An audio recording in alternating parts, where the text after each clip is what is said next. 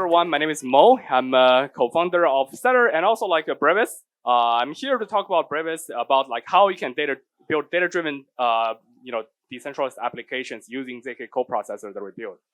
So, well, we had blockchain, we had all of the evolutions and the upgrades on layer 2s and alternative layer 1s, but still they are all rooted in the blockchain computation scheme, fundamentally. So what we have is that they're still relying on distributed consensus as the lowest layer of computation engine, and also they're generally bad at data-rich and heavy computation. What do I mean by data-rich and heavy computation? Well, let me give you an example. On every centralized exchange you use today, you have this kind of a VIP trader reward system where you trade for more than, let's say, $30 million per month. In the next month, you get a 50% discount on your trading fee, right? So it is a very, very straightforward, and every exchange have that. But if you look at decentralized exchanges, let's take Uniswap as an example. They don't have anything like that. So you just like everyone is treated the same, whether you are a whale or you're a small user, everyone is treated the same. Well, why is that? Because to compute that in smart contract, to say that, okay, now I need to prove to this smart contract the user has made more than 1,000 trade amounting to $30 million in the last 30 days, will actually cost you 4 hours of blockchain computation time plus $20,000 in gas fee, just to do that very, very simple feature for one single user. So it is not scalable. Well, why is that? Because blockchain doesn't have good ways to access blockchain historical data, like events, like swaps, like transactions, like states. So, to do something like what I just mentioned, you actually need to expand all these states in the blockchain directly, which is super, super expensive. And eventually what you get is like, the computation aggregation of this is just like prohibitively expensive. So the problem we're facing now is that every single decentralized application built on smart contracts doesn't have trust-free access to historical on-chain data. They don't have, trust-free access to data on other blockchains for sure. Therefore, it is fundamentally bad at data-driven and very complex computations. So we actually had this type of problem before in computer history. When we had CPU, CPUs are actually bad at certain type of fundamental computations. Therefore, we introduced the GPU as its coprocessor to offload certain type of computation from CPU and return result when the computation is done. So if we think about blockchain as the CPU of Web3, we also need to have a coprocessor for blockchain. So this coprocessor should be able to handle all the data-rich and very complex computation from blockchain and return the result to the blockchain itself.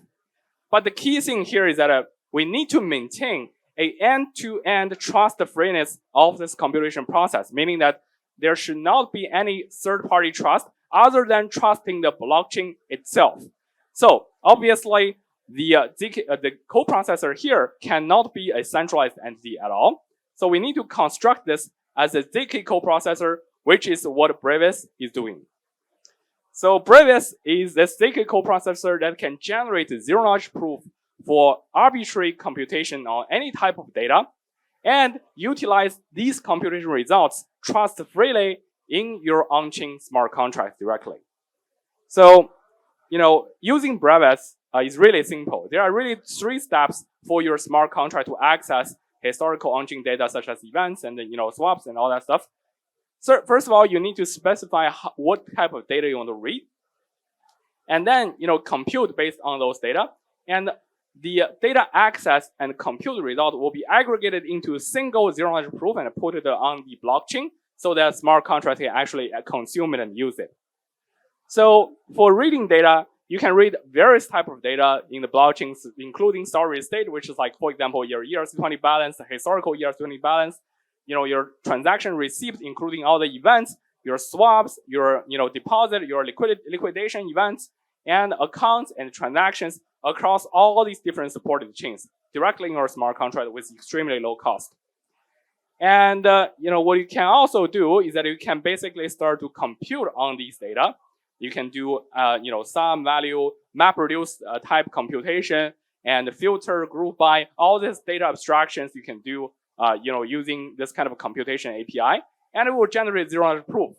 So you don't actually need to write any, computational circuits or ZK circuit for that.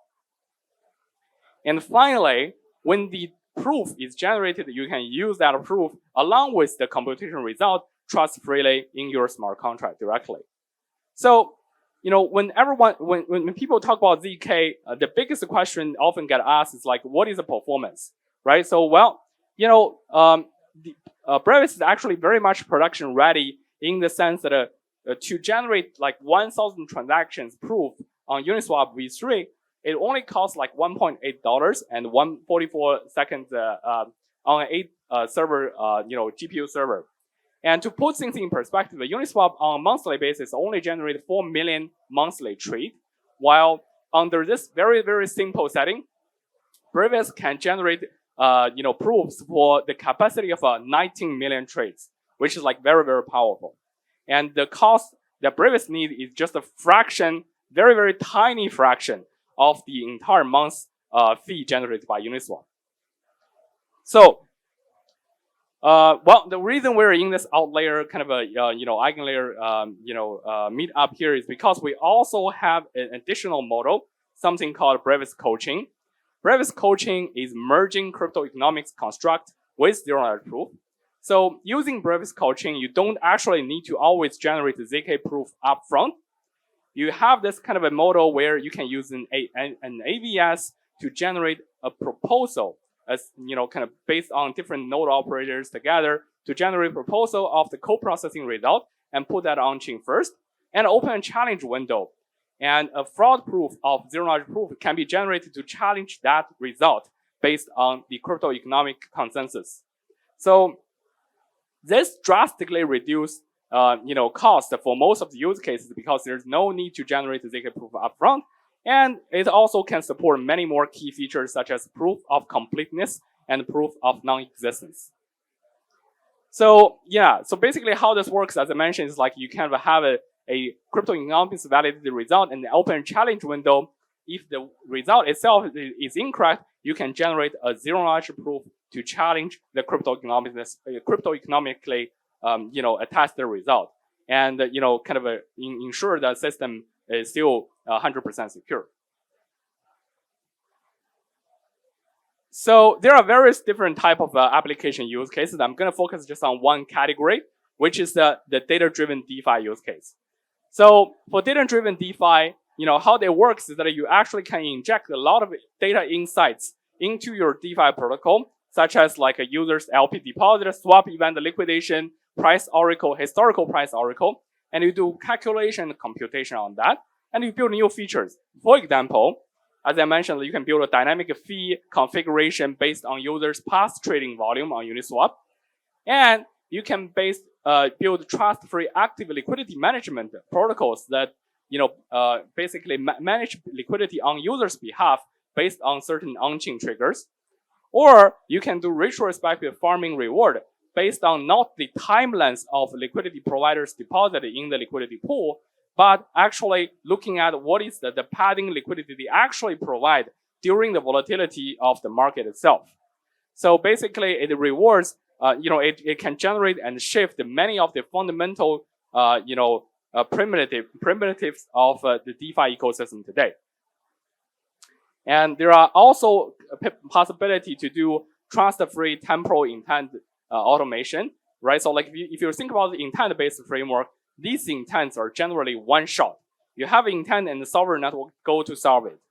But what we can do with Brevis is it can have like a longer time horizon intent to say that, okay, I'm intending to do this. When that happens, you based on certain condition. And Brevis can generate a ZK proof showing to smart contract directly the predefined condition is actually met, and therefore certain intent action can be automatically triggered. So it expands the intent space in a very, very significant way. So there are other things that you can do, but it's more focused on, user-facing stuff. For example, you can do ZK reputation based on users' interaction on chain, like what is their protocol interaction, what is their like kind of a chain interaction, what is their bridging interaction, and cluster users based on their behavior, and generate zero knowledge proof for their value, for the user value. And the user can essentially take this value as a certificate of proof of humanity or certificate of like their user value to use that kind of identity in different type of blockchain decentralized app systems. And of course, along the same line, you can also do personalization based on users' past behavior in your application as well. And ZK bridges, and we're also working on some exciting use cases for ZK-ML, where you can essentially generate a trust-free result or trust-free attestation for certain machine learning models execution and inference process in a very, very scalable way. So yeah, there are many, many different use cases you can do on Brevis. But the key thing is that if you want to remember anything at all about Brevis, is that it basically allows your smart contract to have Dune Analytics dashboard access, right? So like before this, your smart contract is basically blind to any data that happened on chain on historical sense. But like with Brevis, you can have a full access to any arbitrary blockchain data, and you can run arbitrary computation on that. So yeah, with that, we can build a lot of exciting stuff.